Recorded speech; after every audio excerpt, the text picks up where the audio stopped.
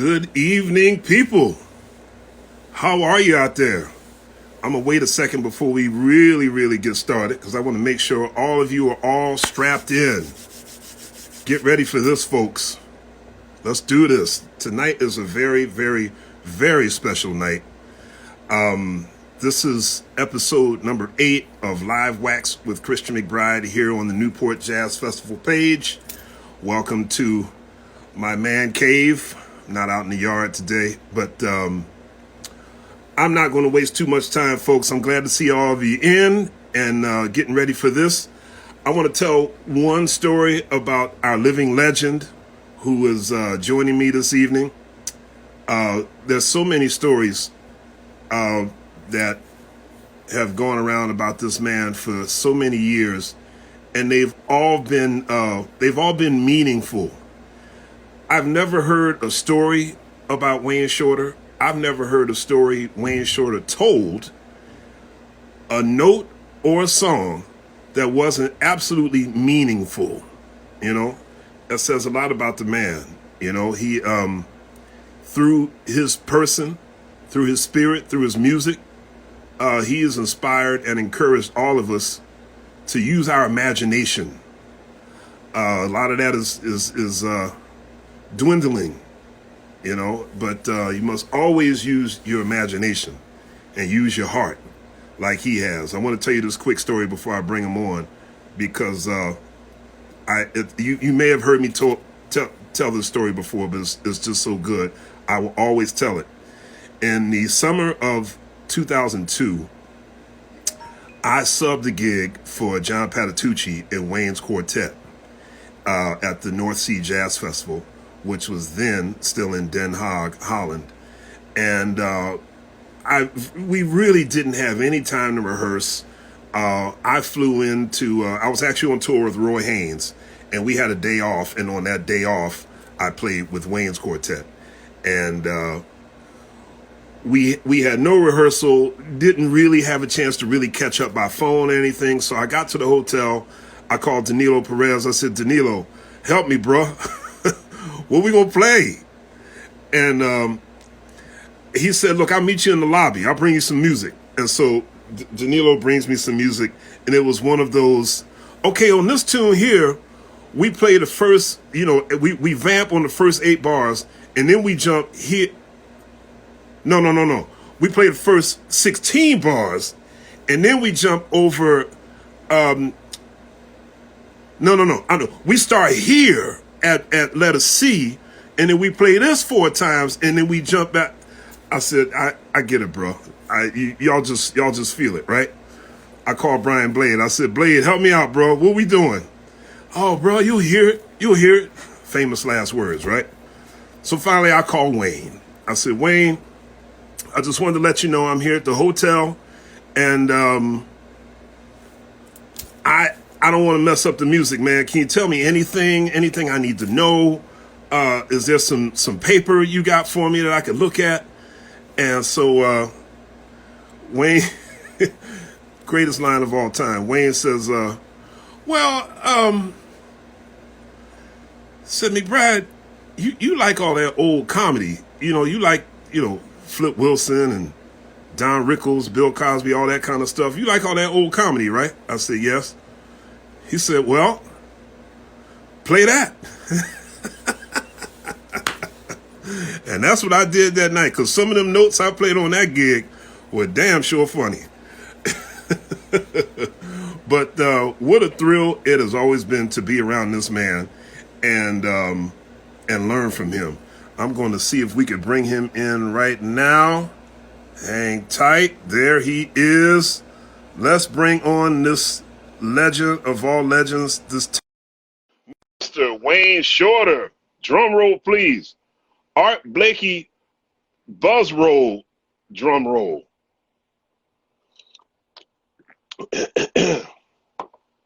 He's coming. Art Blakey's, I hear the hi-hat now. Hey! There he is. Hey! Wayne. Let me make it louder. Hey, Make it louder. There's Carolina. Hey, man. Hey. Woo! Yeah, there you go. Oh man, Wayne, it's great to see you, my man. Yeah, yeah. I'm looking at you. Hey, everybody in Newark says hello, man. Oh, yeah. Okay. Hey, everybody.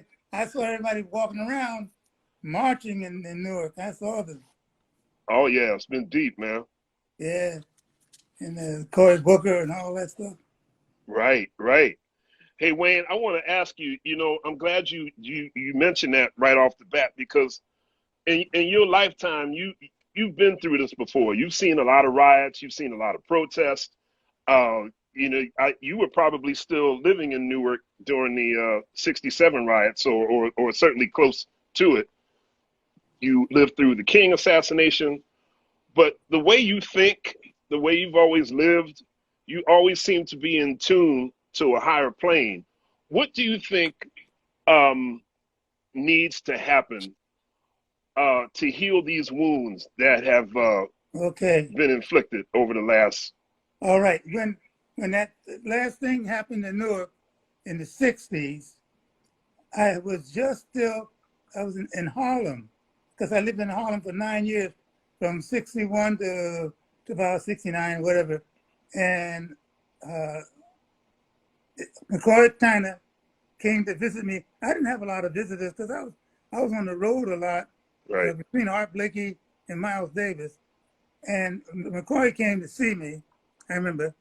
And I remember a BB gun bullet came through. I was on the 14th floor. what? Came through the window. And I would Wow. look out the window and I would hear speeches being made downstairs. And I knew that Malcolm X was down on the corner because I lived at 135th and 5th, and not too far around the corner from Small's Paradise, which is called, bought by Will Chamberlain now, Right. or then. And I went to a restaurant that same week, right around the corner. I just go downstairs, elevator, go outside, turn the corner. There's a restaurant, Chase Manhattan Bank on the corner, and restaurant.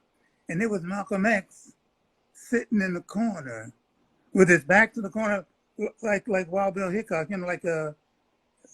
this is my afterthought. I said, he was doing like Hickok, with it, and didn't want to do that kind of have your back exposed. Right, right. And he was sitting in the corner. The place was half empty. And he had just finished his meal, got up. He had to walk up to the cash register to pay the meal, walked by my table. When he walked by my table, I looked up at him, and he didn't slow down, but he nodded. Like brother, hey brother, something like that. Yeah, yeah, yeah. I didn't assume what that was. And he kept going. And that was, I found out that was a week he sent his children, wife and children, put them out of the way. And Babs Gonzalez, myself, and McCoy Tyner had a gig, like a one Monday night gig at the Audubon Ballroom. Wow. A Monday night gig. We played this like it's a dance. Yeah. We played music that people couldn't dance to, really. But we felt, this is the truth.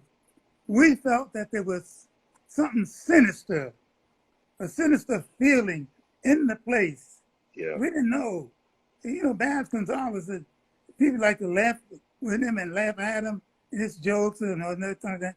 And McCoy had that real spiritual something too about himself. Right, right. And I thought I knew what was happening. But we all agreed on the same thing.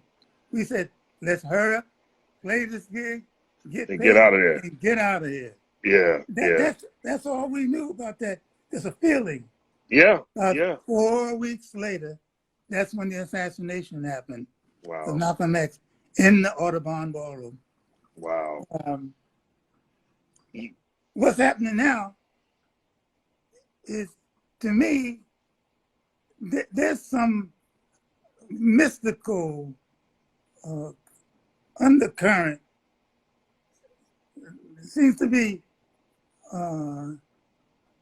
and have infiltrated with the pandemic and the mysticism interference with the pandemic and what do you call it? Moving in through the nature of humanity. Like the nature of why we're born and why we're here is really an unanswered, you know. Yeah. Some people say, yeah, no, all right, you take what you know and run with it. But this unknowing, mystical something to me is just as mystical as life itself. Yes. And some kind of instructive, like a baby instructed to cry when they first come out, instructed to be hungry, instructed to give me some milk, instructed to move, and like that. Yeah. There's we don't know that a baby's told to do that, just like a bird builds a nest. Right. They say instinctively. I know I took a course in sociology at NYU, and the professor wrote on the blackboard, "We will not talk about instinct." Really? Yeah, we will not talk about instinct. And I had a philosophy teacher who got fired because he wrote, the first day on the board, he wrote his name. Yeah. He wrote God for God. Then he wrote devil. Then he wrote FUCK. Oh boy. He said, this is what this course is going to be about. And we had 6 nuns in the class. Oh And when they boy. got finished doing their, those little cards, the cards you write everything out on and everything. And some guys from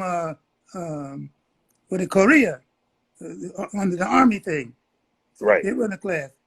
So this teacher got fired. But this instructions that accompanied birth, let's see, here's what I'm going to say. Birth, sickness, old age, and death. Sickness could be a lot of things, war and all that, like that. But then the instructions permeate, to me, everything that we think is forever. Like forever now. Right. Never had this, never had a nice marriage, never like this, and the other side too, having everything. And get everything going now because you only live once. Only live once is a key to why somebody might want to rob a bank. Or, have 12 children in the family, you only live once. You get that food from the table first, and the youngest is last. You know what I mean? Get what you can get now because you only live once. So those old instructions don't work with some of this new stuff, the new instructions coming in with the young people.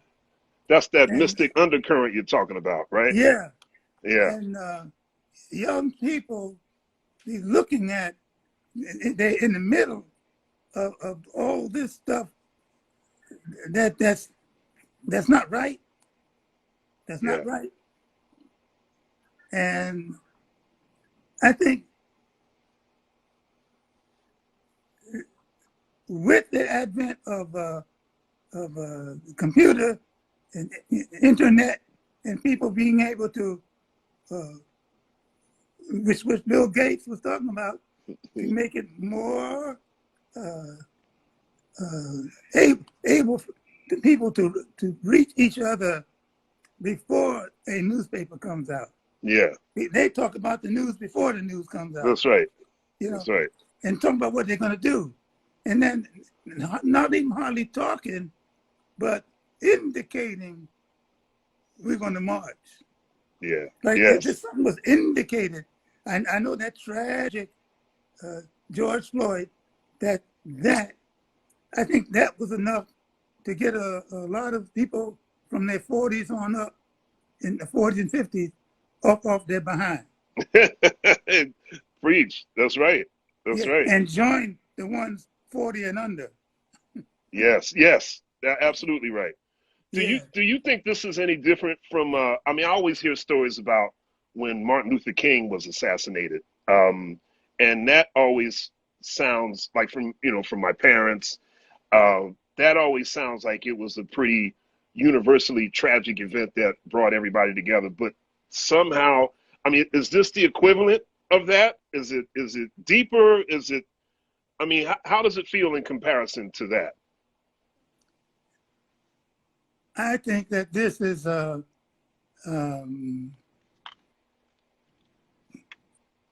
you can say, I think this is uh,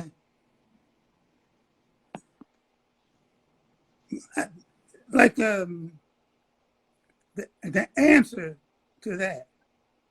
Like what's that in English? The predicate and something that the And predicate. yeah, Yeah. I, The I antecedent and the antecedent.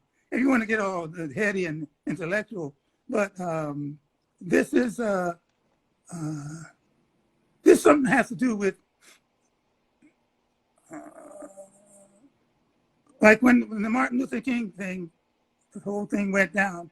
I got the word temporary. Some people thought like this is temporary, and this coming along is saying that no, temporary ain't working. yeah, it's got to be permanent. Constant, Yeah, constant. constant. This Yeah, is more. This is pushing toward a constant rather than a right, temporary. right, right, right. Yeah. Well, I folks, man, listen, this is why we live, to get words of wisdom from Wayne Shorter. I love you so much, man. We all love you, and we can't wait till this pandemic is over so we can all give you a big hug. Hey. Yeah. But I wanted to ask you about this new project you're working on. You're composing an opera, right? With Esperanza Spalding? Yeah, I'm in the middle of all this stuff. I got all these papers around me now. I'm drowning in papers. Score paper. Man, Yeah. wow. What's it called? It's called Iphigenia. We're starting with an I, capital I, PH, Iphigenia. She was in the mythology, Greek mythology, the youngest daughter of Agamemnon, Uh-huh. and Agamemnon's brother, Menelaus. Remember, Helen Yes. is Menelaus' wife. And skipping a whole lot of mythological stuff, it was told that if Agamemnon, if they sacrificed his youngest daughter, Iphigenia, who was about 14 or 15, they would win the war with Troy and get Iphigenia's aunt, who's Helen, back with her husband. It said, we get, Agamemnon said, told his brother, his brother said, yeah, we can get my daughter, no, we can get your wife back and some real estate. But now Esperanza is working on this thing with a whole nother, well, it's together with the turmoil and stuff and all that, the Trojans and the Greeks. Right. But then Right. it comes into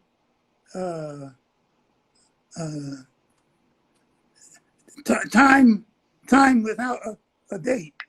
It could be now too. There's gonna be some stuff going on. We have a director. Her name is Lillian. I can't think of her last name yet, but don't tell her that. And Lillian, she's unusual. She's different. The conductor is an American from Minnesota, but his whole family. He had a whole family raised in Manchester, England. His name is Clark Rundle. Oh And yeah, I know who Clark is. Yeah. I looked at him first and I said, "You're like Clark Kent." And Yeah. and so, another, he's a person who has been working with the Metropolitan Opera for years. His name is Jeff Lee. Yes. Tang. Yeah, Jeff Tang. And something like that. And we all getting together on the Zoom and talking about, singing about, and making noise about rhythms and everything, how it's going down. Working with accommodations from Harvard University and some other, things like that. This we're just talking about the cross-pollination, put it that way, of what we're doing. What's the cross-pollination of what we're writing and creating, which gels into what's happening now. Right. You know. Sure. So. Well, Wayne, you've always been. I mean, a lot of your music, harkens back and references Greek mythology, um, outer space. I mean, and then of course, many people know that before you started playing the saxophone, you were studying art. You were a great artist, and um, I remember when I think it was Phantom Navigator came out, and there was Other Worlds, the thing you had done in high school, had come out. Yeah. So were you gonna be a cartoonist? Yeah, no, I was gonna just be like stay far away from commercial art Right. if I could, even though I did do this comic book, or they call it graphic novel now, in 1949 called Other Worlds. Yes. Yeah, about a 56-page book, and Wow. I have it now. I have the original. I have it laminated. Every page is laminated and all that. But that feeling, that kind of soul searching, wishful thinking, I can't get rid of it. Like people say, people ask when I play music, what should I really train in on when I'm playing music? I said, well, maybe you could think about playing music that indicates what you wish the world to be like. Yes. Yes. And Wishful thinking, that's so important. That's what I was telling before. You so positive, and you urge people to use their imagination. Yeah, that's like people do like music, like they love to do music because it's not like work. And I say now, I can say now, it just came to me, well, the work is going to be what you wish the world to be like. Right, exactly. That's right. That is the work. That is the work. Oh, Wayne, we're not going to keep you on here too long. We're going to let you get back to relaxing and doing what you were doing. But I do want to ask you some very specific questions about the Newport Jazz Festival. That's the channel that we're on right now. Do you remember the first time you played the Newport Jazz Festival? Yeah, it was with, I think it was with Maynard Ferguson's band. Yeah. Yeah, I have a recording of that. Wow. One of those work ones. I've heard that. Time. You sound like yourself, man. You sound like you were fully formed already. Oh, yeah. Yeah, that. And the next time that's with Art Blakey. And I did a couple of times with Miles Davis. Right. Newport. Yeah. Do you remember the first time you met George Wein? It was around that time when we saw him, met him. He was always never far away, He'd be backstage and everything. And I can remember Art is the guy who would say, Wayne Shorter, hey, this is Mr. George Wayne Shorter. He would do that. Art was really Art introduced me to George Wayne, Louis Armstrong, this one and that one. Wow. Lionel Hampton, this, you know, Yeah. and he would like do it, bring their hands together. Right, right. Yeah. Art Blakey, man, what a force of nature. You know, I wanted to ask you a funny question, Wayne. If you don't want to tell this story, then don't. But you told me this great story about a gig that you made with Miles. I think you guys were playing in Detroit, and there was a guy sitting at the bar who started trying to rap to Miles's woman. Yeah. And my Yeah, Miles got a champagne bottle. He got a champagne bottle and raised it up in the air, you know, kind of close. He still had that boxing thing in him, you know. right, right. You know, like, you know, don't. And he would raise it in the air. And somebody at the end of the bar said, don't do it, don't do it. And somebody said, grab Miles. I think it was Ron Carter. This was Ron, yeah, Grab Miles. With the bottle, you know. Yeah. And the bartender on the other side, I didn't see it. But somebody said, the bartender got something aiming at you. Got a piece, yeah. Yeah. And some people tried to take a peek around. It was like with the bar, turns into like the elbow. Right. And that guy was standing still, and you couldn't see his hands. Ooh. Okay. Yeah, All right. yeah. You said Ron Carter saved the day, right? Yeah, like, yeah. Miles, don't do that. Don't do that. Don't do that. You do that now. Don't do that now. And we were all, except Ron, we were all drinking champagne and cognac mix. What? Yeah. Ooh. Yeah, that was the mix. What? Let me see. What would you call that? I don't know, but a shamyak. yeah, we drank it at Birdland too. Not all the time, you know, just showing off, you know. Ooh, champagne and cognac. Did that taste good? Yeah, it was like a bang, because we had the advantage of sweating, and Right.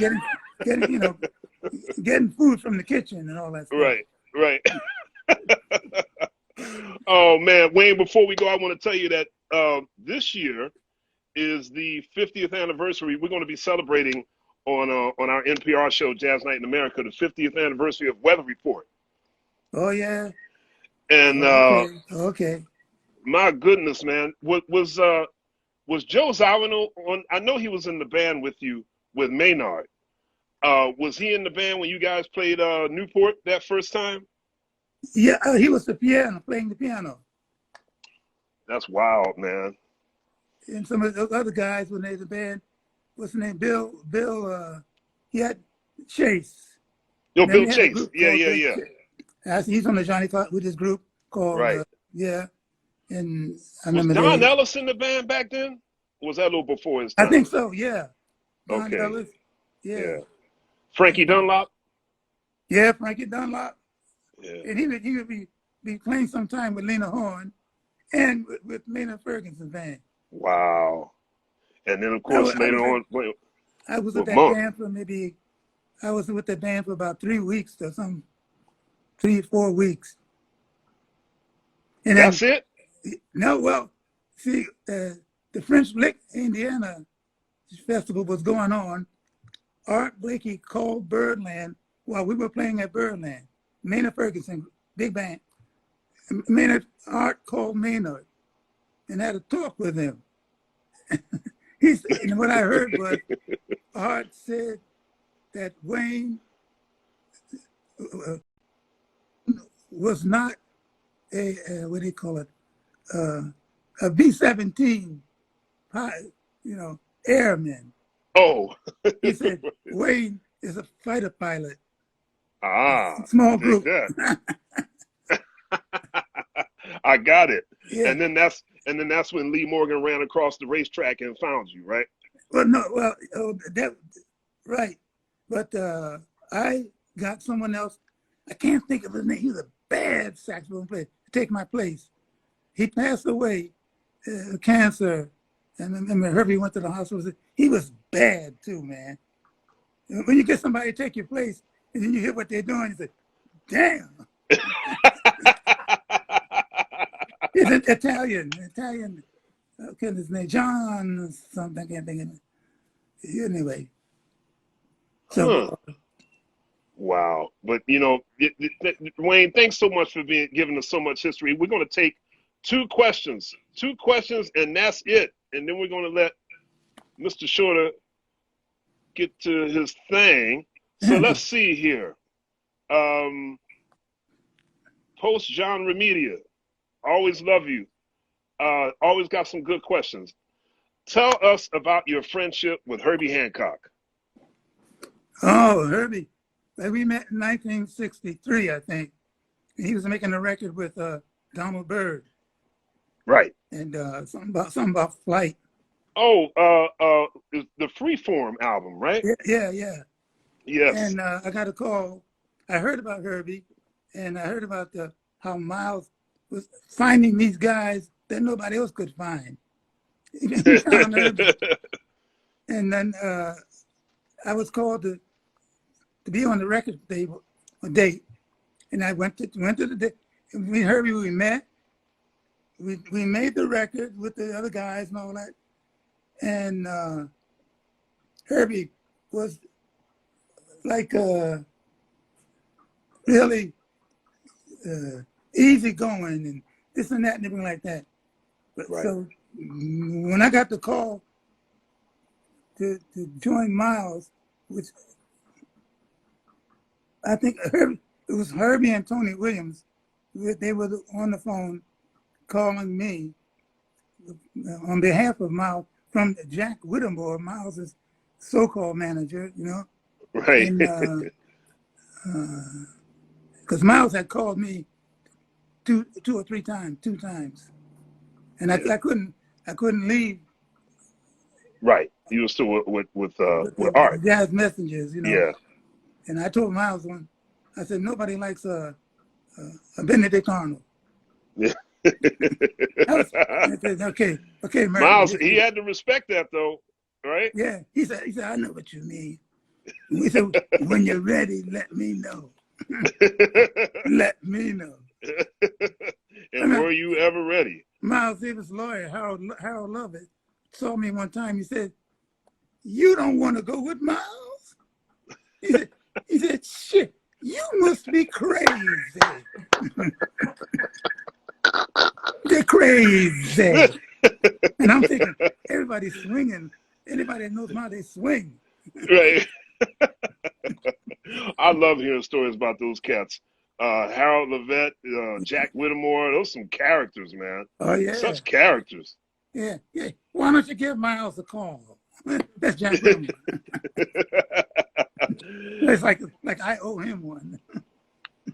I saw a great question in the thread here. Do you have any particularly favorite weather report recordings? I mean, that band puts so much timeless music out over such a long period of time. I hate to even ask you if you have a favorite, but does one stick out when you think of the Ultimate Weather Report record? Does one stick out? No, there's one introduction that I'm working on this introduction, and it's an introduction to a thing I wrote called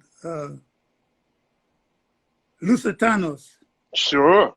Yep. And I found it when my sister-in-law at the time, Maria, said, well, she's from Portugal, and she said, Lusitanos means people of the light.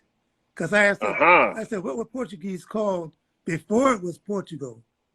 She said, Lusitania, or something like that. And the Lusitania, and the introduction does some stuff. I didn't know it was going to do that. When two things come together and they cross and they go through, the sound they go through each other, and it causes like a ignition. Yes. I said, what were those notes? What was all that stuff? So, I mean, that's what I think of when I think of sometimes of the group and all that. We did a lot of Nice. stuff too. But Yes, you did. I guess at this point I said, it's time to think of something that comes from yourself. In that time that you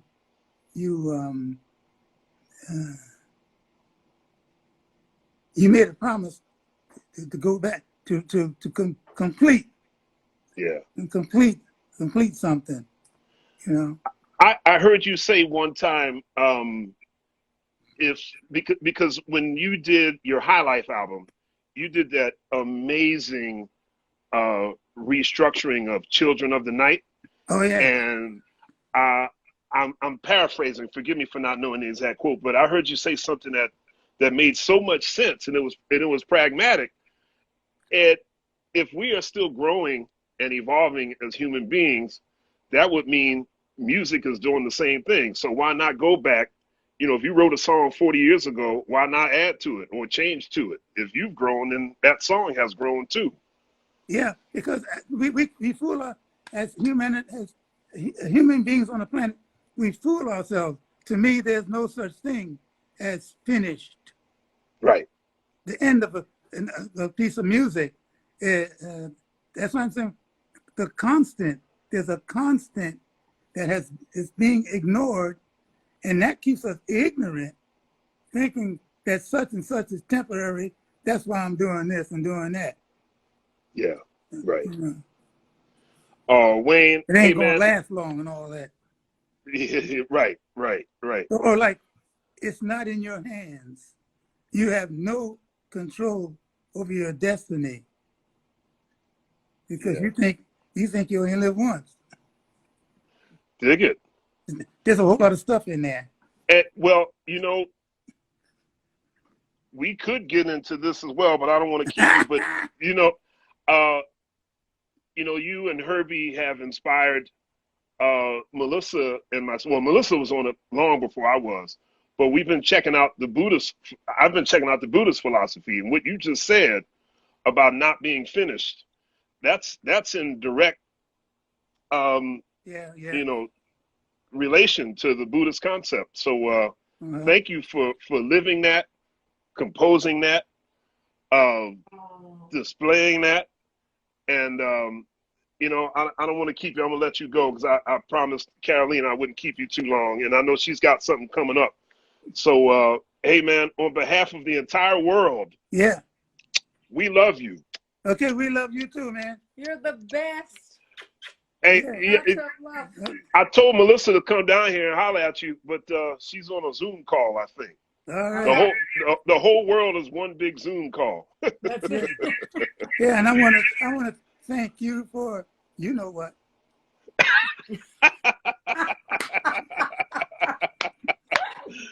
Hey, you my main man, Wayne. That's I love private. you to death.